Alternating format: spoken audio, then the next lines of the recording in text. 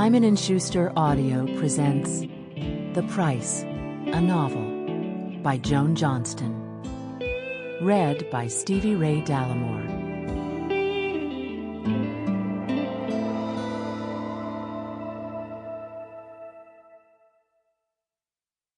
Blackthorns and creeds are like oil and water, Luke Creed told his brother Sam. They just don't mix. If that were true, Mom wouldn't have married a Blackthorne after Dad died, would she? Sam replied as he stuffed his mouth full of blueberry pancakes.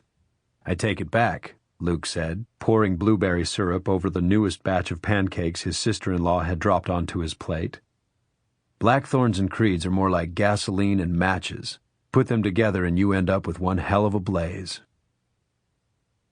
Too often in his youth, Luke had seen the deadly conflagration burn white-hot, destroying without care or conscience. In the 12 years since his mother had married Jackson Blackthorne, Luke hadn't forgotten or forgiven the devastation his family had suffered at Blackthorne hands.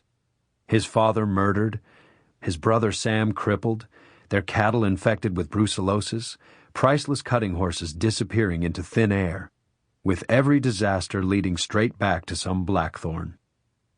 Which was why Luke dreaded having lunch with his mother and stepfather today. These days, Blackthorns and creeds were supposed to be one happy family. Luke hadn't bought into the fantasy. He looked across the breakfast table at Sam, who would spend the rest of his life in a wheelchair thanks to an accident on the high school football field that involved a Blackthorne. How can you stand working for that Blackthorne bastard day in and day out? At least I'm working out of doors. How could you stand working in a law office in the big city every day? Sam replied. It wasn't easy for Luke, living in the city, but it beat the alternative, working for his stepfather. We don't see nearly enough of you since you moved to Houston, Sam said. Why don't you come back here and work with me on the ranch? You mean work for Blackjack, Luke said bitterly. He owns Three Oaks now.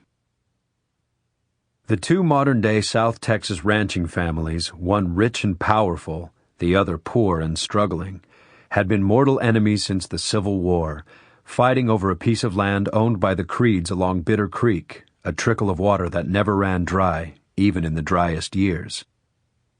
Generations of Blackthorns had killed and crippled generations of Creeds in an attempt to force them off that precious piece of land. But the Sample complete. Ready to continue?